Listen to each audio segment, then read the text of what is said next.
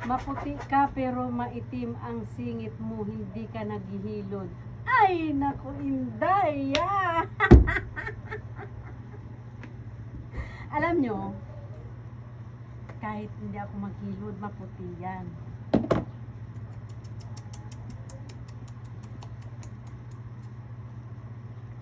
Alam nyo, marami akong pampaganda rito. Oo. Di ko kailangan bumili. Kasi may stock ako ng ilang drum.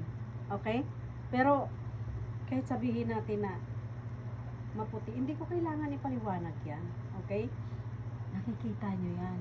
Alam nyo, kung sinasabi nyo wala akong panty, sorry ka, may short ako, wala yung mga sinasabi nyo. Okay?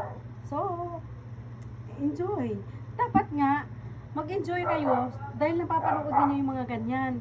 May nakikita na mga may itim na singit. Bakit yung iba, nakahubad na, nakikita na yung kanila, hindi kayo nag-comment. Pero sa akin, dumilim lang ang camera. Big deal sa inyo. Ha? Yung nagsasabi na nang agaw ako, hello. Yung mukha na to, mga agaw, pumipila ang lalaki dito. Pero yung pag-ibig ko, hindi para sa lahat. Yung nagsabi na kamukha ni Rene Requestas yung napili ko, Diyos ko. At least artista yun. At saka yung nagsabi sa akin na nag-iipon ako ng lalaki na walang pangarap, excuse me, mas makapal ang bulsa nun sa'yo. At saka, ganun lang itsura nun, pero marunong rumispeto yon, hindi katulad mo. Diba? Anin mo yung malaking pera, anin mo yung gwapo. Alam mo, galing na ako sa gwapo, hindi nyo ba nakita yung profile ko? No silbi. Okay? No silbi.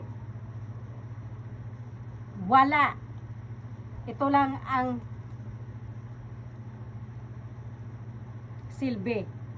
Mas maganda pang exotic yung mapili ko. Abay, magaling sa kama. Walastik kong dumidi. Parang sanggol. O ano pa? May hanapin ka pa ba? Wala na. O sige.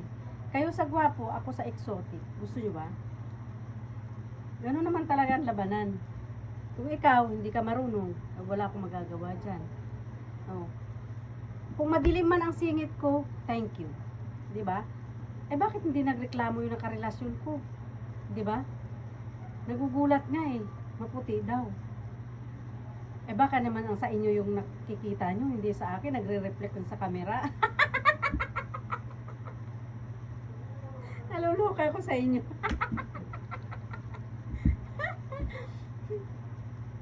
Yung nagsasabi dyan na ano ako, wala akong ka-taste-taste. Baliw ako, thank you. Okay? Dahil matagal na akong baliw. Pero, hindi ka makaisa sa akin.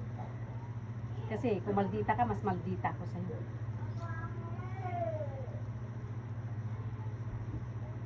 Yung nagsasabi na pera lang ang habol ko, excuse me.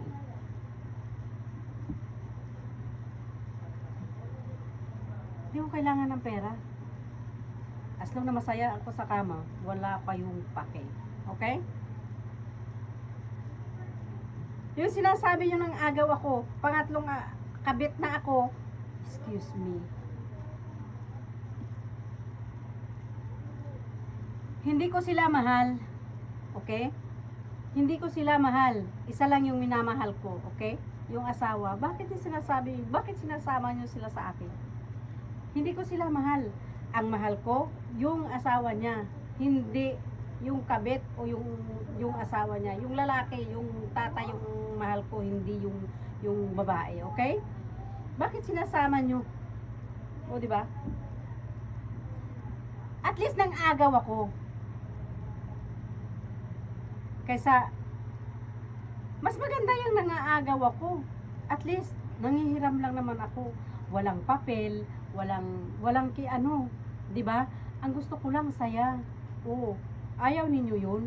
Wala kayong problema. At least, Hindi magkasakit yung asawa nyo ng ano ba to? Hiniram ko lang naman. Anong gusto nyo ba? Kasalanan ba yun na ano? Hindi ba pwedeng manghiram? Kasi close yung utak ninyo. Hindi pwede. Yung sa ibang bansa nga, tatlo-tatlo trisam. Hmm? Sa akin ka pa kaya, hihiramin ko lang. Pinakain ko naman. Oo, sawa siya dito. Oh, itong video ko, paalaala lang, ang video na to ay ginawa ko para sa mga taong open-minded, hindi sa closed mind, okay? So, lalo pa yung mga nagsisimba, sabi sa akin, hindi daw ako natatakot sa sa Diyos.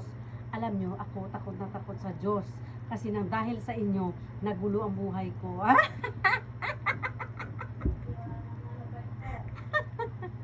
Ay, nako.